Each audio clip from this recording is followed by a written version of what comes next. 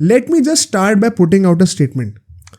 RCB से ज़्यादा pathetic team और टीम का मैनेजमेंट इस आईपीएल में नहीं है। कई लोग कहेंगे कि यार पंजाब को नहीं भूल गए क्या तुम? भाई पंजाब की टीम जो है ना, it is not as good as RCB on paper. It is not. Punjab के जो मैनेजमेंट है ना, उससे कभी ऐसी एक्सपेक्टेशंस होती ही नहीं है। आरसीबी जिस लेवल की एक्सपेक्टेशन अपने लिए क्रिएट करती है और फिर उसमें जो पानी फेरती है, I genuinely feel so sorry for the fans. The fans deserve so much better, specially the fans were genuinely following cricket and RCB. वो कैजुअल फैंस ही जो कि क्रिकेट देखते नहीं है, सिर्फ आरसीबी को सपोर्ट कर देते हैं बिकॉज विराट कोहली है, उनके लिए I don't care at all. The genuine fans, they deserve so much better भाई। They messed up big time in the auction and the cracks are now beginning to appear in the IPL itself. They are the most disappointing team hands down. भाई even Punjab won a game at home. ये तो मुझे लगता नहीं भाई कैसे game जीतेंगे भाई घर पे ये लोग। ना चेस करते हुए जीत पा रहे, ना डिफेंड करते हुए जीत पा रहे। Let's come to the game. आज क्या बहाना दोगे तुम? आज तुम टॉस जीत गए। आज फैफ डु प्लेसी ने जो है मैच में कहा कि यार, टॉस के टाइम पे कहा कि आज जो पिच है that is going to be, basically what he meant was it is going to be better than what it was during the KKR game, because हमें थोड़ी और घास ऐड करी है, विच मीन्स कि हम लोग चाहते हैं कि पिच जो है वो ओवरऑल सेम तरीके से प्ले आउट करे through out the both innings. वरना लास्ट गेम में तो पहली इनिंग में बहुत मुश्किल था, सेकंड इनिंग में बहुत बेकार थी पिच, बहुत अच्छी थी पिच, जो कि मैं उससे डिसएग्री करता हूँ काइंड ऑफ। बिकॉज आपने आखिर के 5 ओवर में क्या किया था, एंड देन नारायण ने आती पहले के 5 ओवर में क्या कर दिया था, उन 10 ओवर के बीच में पिच इतनी बदल गई, ऐसा तो हो नहीं सकता। बट नंदलेस ही सेड कि भाई हमने पिच थोड़ा सा घास और ऐड कर दी, जिसके चलते हुए पिच सिमिलरली प्ले आउट करेगी through out both the innings, ठीक है। तो वहाँ पे कोई एक्सक्यूज था नहीं। दूसरी बात, आप टॉस जीत गए तो आपने चेस कर लिया, बेस्ट थिंग पॉसिबल, वहाँ से तो आरसीबी को जीतना ही चाहिए था। बट इन लोगों ने अब घटिया मैनेजमेंट क्या करी है, वो एक करके एक के एक्सपोज करना शुरू करते हैं। पहली बात तो आपने जो सिलेक्शन करा लाइनअप का, क्या सोच के करा है? RCB is that one team, now I can safely say 3 match मैंने देख लिए, the one team that does not understand the impact player rule at all.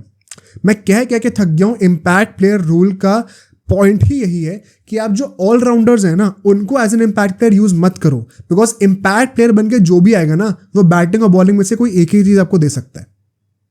तो ऑलराउंडर तो क्या दोनों स्किल्स हैं, why would you want to limit that guy? एक ऐसा बंदा जो कि सिर्फ बैटिंग या सिर्फ बॉलिंग करता, उसको इम्पैक्ट प्लेयर बनाओ ना। लेकिन भाई साहब ने, फैफ डु प्लेसी ने, दिनेश कार्तिक और अनुज रावत दोनों को प्लेइंग 11 में रख लिया एंड महिपाल लोमरोर को एज एन इम्पैक्ट प्लेयर लेके आए। क्यों लेके आए हो भाई? He could have been used as a bowler. जब मयंक डागर के अच्छे ओवर नहीं जा रहे थे वहां पे, तो एक और लेफ्ट आर्म स्पिनिंग ऑप्शन था ना, तो उसको एज अ बैट्समैन क्यों लेके आए हो आप? दिनेश कार्तिक को as an impact player use करते। ये बेसिक चीज क्यों नहीं समझ में आती है आरसीबी को? मेरे को समझ में नहीं आ रही है चीज यार। I fail to understand what is so difficult about this. I am sure अब तो आप भी मेरे पॉडकास्ट में सुन के ये चीज समझ गए होंगे। So easy to understand, but for some reason they don't get it. Karan Sharma को नहीं खिलाने समझ में आता है, विजय कुमार वैशाख को, उसको जिसने बेस्ट बॉलिंग करी थी केकेआर के अगेंस्ट, कुछ आई थिंक 5-6 की इकोनॉमी से रन खाए थे सिर्फ, और विकेट भी लिया था, तुमने उसको नहीं खिलाया इस मैच में। तुम क्या सोच रहे हो? क्या चल रहा है? जो बंदा तुम्हारे लिए बेस्ट बॉलिंग कर रहा है, वो अगले मैच में 11 की टीम में छोड़ो 12 की टीम में भी नहीं है। आई फेल टू अंडरस्टैंड। एक इन्होंने अच्छी चीज करी कि हाँ, जाहिर जोसेफ को हटाया और रीस टॉपली को लेके आए, that was commendable, but that stands nowhere because आपने इतने ज्यादा गंदे डिसीजंस ले लिए कि एक अच्छा डिसीजन जो है उसके अंदर बर्डन डाउन हो गया, कोई फर्क ही नहीं पड़ा उसका। As far as LSG is concern, KL Rahul भाई साहब फाइनली वापस आ गए थे। I got to know apparently कि उसको थोड़ी इंजरी कंसर्न से लास्ट मैच में, इसलिए वो एज एन इम्पैक्ट प्लेयर खेल रहा था। This is very frustrating. क्या चल रहा है भाई? कब तक होगा ये? कब तक इंजरीज होती रहेंगी? I know it is unfortunate, but as a player, as a fan, it gets pretty frustrating. And you wonder कि now is there even a chance for him to play in the World Cup? I doubt. But उन्होंने एक change करा basically, Mohsin Khan क्योंकि उनकी injury हो रही थी कुछ, तो यश ठाकुर को ले आए थे उस जगह पे, एंड सिद्धार्थ जो थे उनको एज एन इम्पैक्ट प्लेयर फिर से यूज करा था, being a left arm spinner. उसका बहुत ही अच्छा यूज हुआ, वो मैं बाद में डिस्कस करूंगा। केएल राहुल की कैप्टेंसी वाज स्पॉट ऑन, उसको मैं डिनाई नहीं करूंगा यहाँ पे। पहला नहीं कह रहा हूँ, the first innings, the power play, वहां पे there was a great start by LSG. 54 run बनते हैं एक विकेट के लॉस पे, केएल राहुल आउट हो जाता है जल्दी, टू मैक्सवेल। अब यहाँ पे एक और जो बेवकूफ़ी वाली हरकत करी है फैफ डु प्लेसी ने, पहले के जो 4 ओवर थे, चारों अलग अलग बॉलर से, Reece Topley, Yash Dayal, Siraj and then Maxwell. क्या सोच रहे थे भाई तुम? क्या चल रहा था ये? Do you not know what your plan is? Ultimately Maxwell उस पावर प्ले में 2 ओवर डालता है, दूसरे ओवर में शायद पहले ओवर में विकेट ले लेता है केएल राहुल का, एंड मैक्सवेल ने उन 2 ओवर में सिर्फ 12 रन दिए थे और एक विकेट भी लिया था। बाकी सारे जो मेन बॉलर है ना, ये जो पेसर्स हैं, यश दयाल, सिराज एंड अपना रीस टॉपली, सबकी पिटाई हुई है पावर प्ले के अंदर। सबसे अच्छा बॉलर जो है तुम्हारा वो मैक्सवेल है। क्या चल रहा है भाई? एंड माइंड यू, इन्होंने महिपाल लोमरो को ना रख के गलती पता क्या करी? इनके पास सिर्फ 4 मेन बॉलर्स थे, Siraj, Reece Topley, Yash Dayal and और कौन था भाई? हाँ, एक मैक्सवेल था, एक कैमरून ग्रीन था, एंड आई थिंक एक और था, maybe I am forgetting, अपना Mayank Dagar. 4 main bowler plus Maxwell and Cameron Green. तो आपके पास 5 प्रॉपर बॉलर्स भी नहीं है 20 ओवर डालने के लिए। वो तो अच्छी बात है कि मैक्सवेल का गेम बहुत अच्छा चला गया, वरना तो कैमरून ग्रीन ने 2 ओवर में 25 रन खा लिए थे। किससे ओवर करवाते तुम? तो despite having an impact player, you don't have depth in your bowling department. What is the point of having an impact player then? समझ में नहीं आ रहा मुझे। मूविंग ऑन, इसके बाद हम लोग देखते हैं, मैं पर्सनली डिसअपॉइंटेड था एलएसजी से। I know LSG at the end of the day convincingly जीती है 20% से। मैं उनकी बैटिंग से पर्टिकुलरली डिसअपॉइंटेड था in the middle phase. I will tell you why. जब 6 ओवर में आपके 54 रन बन चुके हैं, उसके बाद आपके 10 ओवर में 84 रन बनते हैं और एक और विकेट गिर जाता है, पर्डिकल का विकेट गिरता है। पर्डिकल वॉज पथेटिक। सिराज से वो अल्टीमेटली आउट हो जाता है। I don't know what he is doing at one down. I don't सी उसने आके जो पूरे मोमेंटम का ऐसी की तैसी करी है। डिकॉक का भी मोमेंटम खराब हुआ, जो केएल राहुल ने थोड़ा बहुत अच्छा फायर पार क्रिएट करके दी थी, वो तो एकदम ही नलिफाई कर दी उसने। इस फेज में 6 से 10 ओवर के बीच में सिर्फ 30 रन और बनते हैं। 24 बॉल्स में सिर्फ 30 रन और बन रहे हैं। It is not even 8 run an over on this wicket. ये सेम गलती आरसीबी ने करी थी केकेआर के अगेंस्ट, जब पावर प्ले में 60 रन कुछ बना दी थी, फिर मिडिल फेज में लोगों ने क्या कहते हैं मैसअप करना शुरू कर दिया था। थैंकफुली इस बार चेस केकेआर नहीं कर रही थी, आरसीबी कर रही थी, तो ये मैसअप भी चलता है, लाउड है, because RCB is just that bad. But this would not have aged well against a good team. Something अगर केकेआर यहाँ पे चेस कर रही थी, they would have made this count. I think LSG missed the trick here, they should have accelerated better. But nonetheless यहाँ पे हम लोग देखते हैं मैक्सवेल के ऑलरेडी 3 ओवर हो चुके थे एंड सिर्फ 15 रन आए थे यहाँ तक। Maxwell was a different breed in this game भाई, कुछ भी कह लो तुम। मूविंग फॉरवर्ड हम लोग देखते हैं जब 15 ओवर खत्म होते हैं, 10 से 15 ओवर के बीच में 47 रन और आते हैं, विच मेंट कि 131 फॉर 3 हो चुकी थी by the 15th over LSG. And यहाँ पे स्टॉइनिस आउट हो जाता है after a quick fire short innings, जो कि थोड़ा बहुत मोमेंटम ऐड करके देता है after Padikkal. And Quinton de Kock की भी 50 हो चुकी थी यहाँ तक, he was also beginning to accelerate. Maxwell के 4 ओवर डल गए थे and he took the wicket of Stoinis. बहुत बढ़िया बॉलिंग करी उसके। अगर मैं आपको फिगर्स बताऊं, मैक्सवेल के फिगर्स से 2 for 23 in 4 overs, which means उसने 6 रन से कम दिए हर ओवर में, ऑन अ विकेट जहां पे 180 रन बने, 9 रन पर ओवर की रन रेट से। अगर आपका बेस्ट बॉलर मैक्सवेल है, then you are seriously messed up bro. बहुत बुरा हालत है ये तो।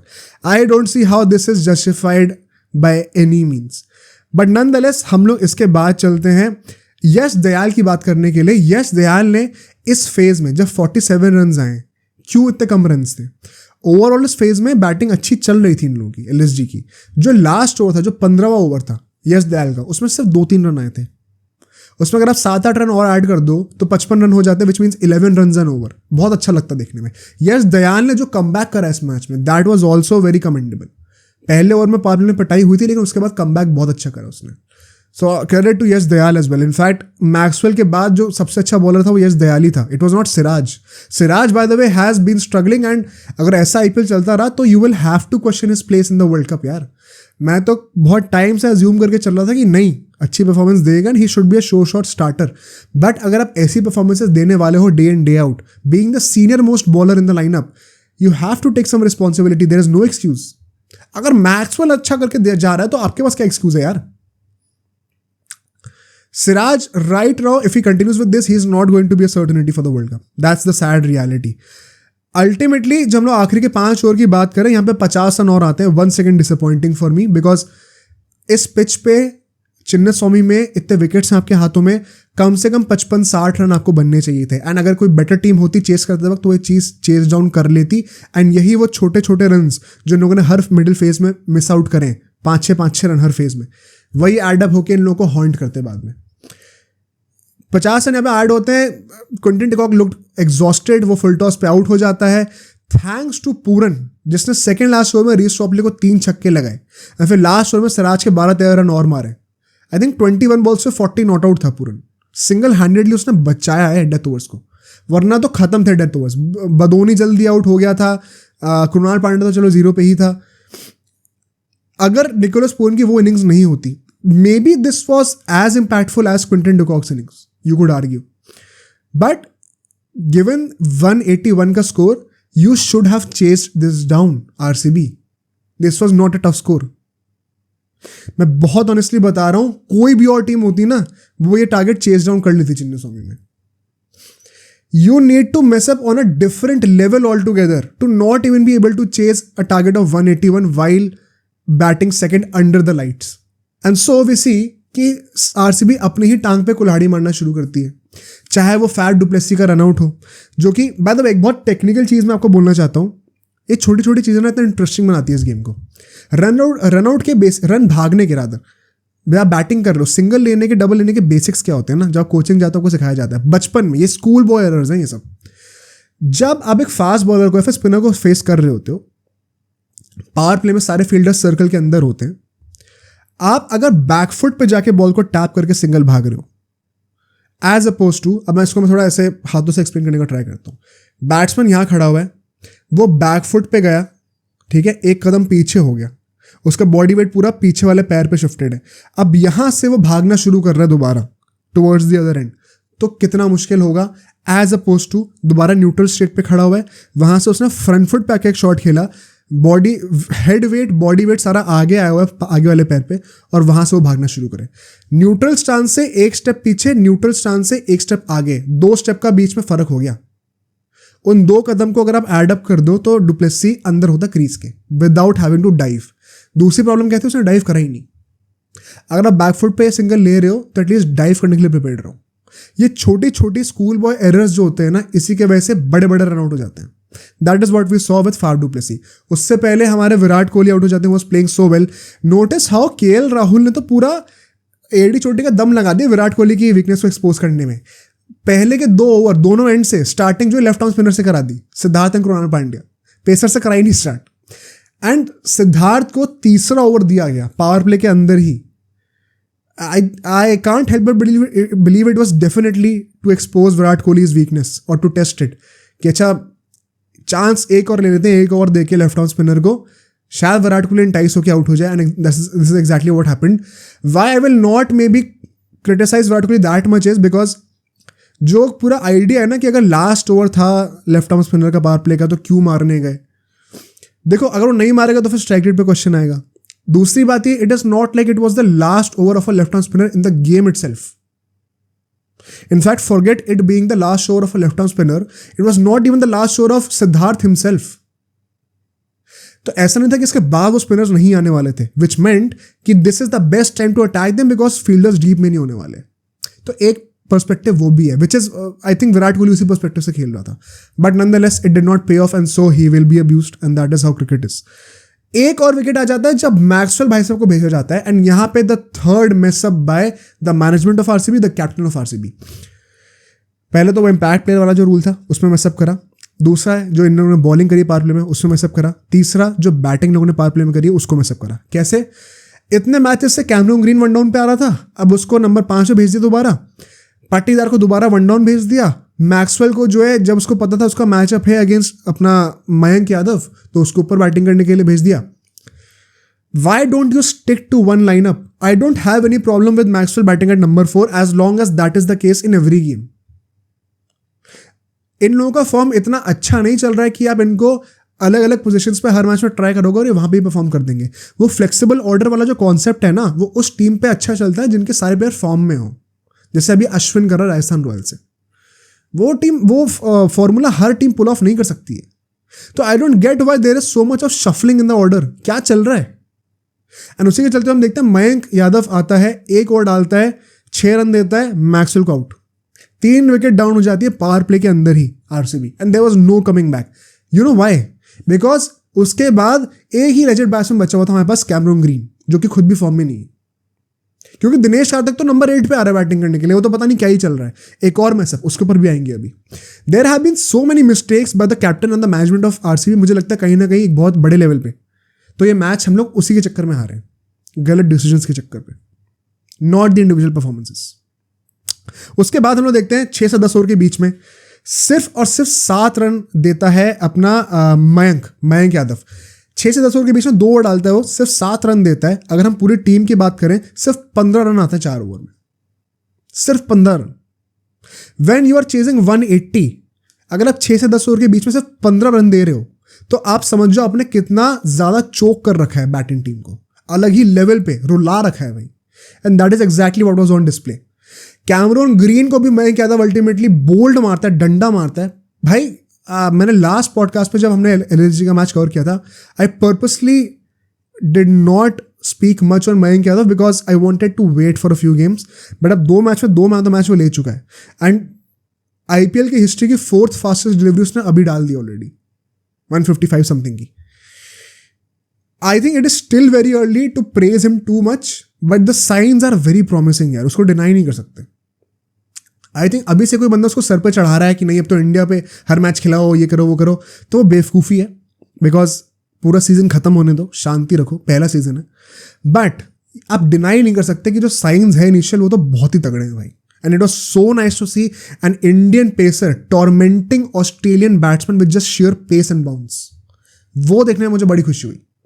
कैमरन ग्रीन आउट हो जाता है इस इनिंग्स में, इस फेज में रादर। एंड इसके बाद हम देखते हैं पट्टीदार इवेंचुअली थोड़ा सा फायर अप करना शुरू करता है, थोड़ा सा एक्सप्लोड करना शुरू करता है। साथ में थे इनके अनुज रावत। अब अगले फेज में 10 से 15 ओवर के बीच में पट्टीदार तो चलो जो आउट होता है सो होता है, आई थिंक स्टॉइनिस ने आउट किया था उसको। बट अनुज रावत ने जो हॉरेंडस टॉर्चर जो हमें दिखाया है, 21 बॉल्स पे सिर्फ 11 रन मारे on a ground like Chinnaswamy. जब आप चेस कर रहे हो तो आपके पास पिच को एक्सक्यूज नहीं है बाय द वे। जब आप 180 रन का टारगेट चेस कर रहे हो तो आपको ऐसा भी एक्सक्यूज नहीं कि भाई रन कम थे तो तेज मारने की खेलने की जरूरत क्या थी। जब दोनों factors are pointing towards you having to play fast, उस सिचुएशन में आपने 21 बॉल्स पे 11 रन बनाए हैं। Just imagine how much you would have been struggling there, and that makes you question is he even a worthy number 6 player at the RCB lineup? I doubt bro. फिर number 7 पे out of nowhere Mahipal Lomror आते हैं। दिनेश कार्तिक क्या कर रहा है भाई number 8 पर? जो बंदा आर्ग्यूबली तुम्हारा सबसे अच्छा बैट्समैन है इस वक्त, सबसे अच्छे टच में चल रहा है, उसको तुम नंबर 8 पे भेज रहे हो क्योंकि तुम्हें ऑब्सेशन है कि दिनेश कार्तिक तो एज अ फिनिशर ही खेलेगा। भाई at what point you realize कि हमें फ्यूचर के लिए बिल्ड करना समझ में आता है, बट अभी के मैचेस भी जीतने यार, ये आईपीएल हारने के लिए नहीं आए हो तुम। दिनेश कार्तिक इतना नीचा क्या कुछ कर ही नहीं पाता। In fact Mahipal Lomror plays a stellar innings, probably the best innings from RCB in this game. जो कुछ 11-12 बॉलों पे 30-35 रन वो मारता है, सिंगल हैंडेडली फाइट कर रहा था until the point he falls off. And उसके बाद तो वो छड़ी लग गई नीचे की, क्योंकि कोई डेप्थ है नहीं बैटिंग में इनके पास, तो वो टेल एंडर्स जल्दी जल्दी आउट होते गए। अल्टीमेटली इनकी पूरी टीम ऑल आउट ही हो गई भाई। आरसीबी जो है अपने ही घर पे चेस करते वक्त on the best batting wicket all out हो गई। इससे ज़्यादा बेइज्जती की बात क्या हो सकती है? इससे बड़ा ह्यूमिलिएशन क्या हो सकता है? आई थिंक इस मैच में एलएसजी ने और आरसीबी के मैनेजमेंट ने खुद को, इन दोनों फैक्टर्स ने मिलके आरसीबी की जो टीम है उसके जितने फ्लॉज एक्सपोज करें ना, वो शायद ही किसी और टीम ने करें। RCB has been exposed as one of the worst teams in this IPL at least right now, and they have to make a significant mark if they want to improve.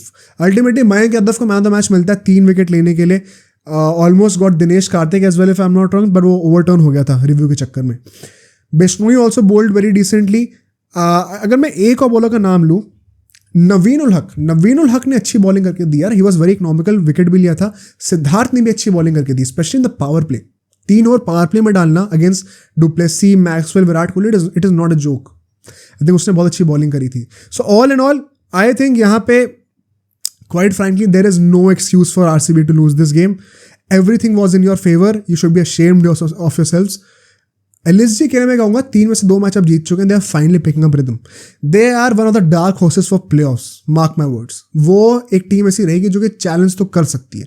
2 साल से हमेशा अंडरडॉग्स की तरह treat करा जाता है उनको. हमेशा प्लेऑफ्स में आते हैं. इस साल कोई बड़ी बात नहीं होगी अगर फिर से आ जाते हैं तो.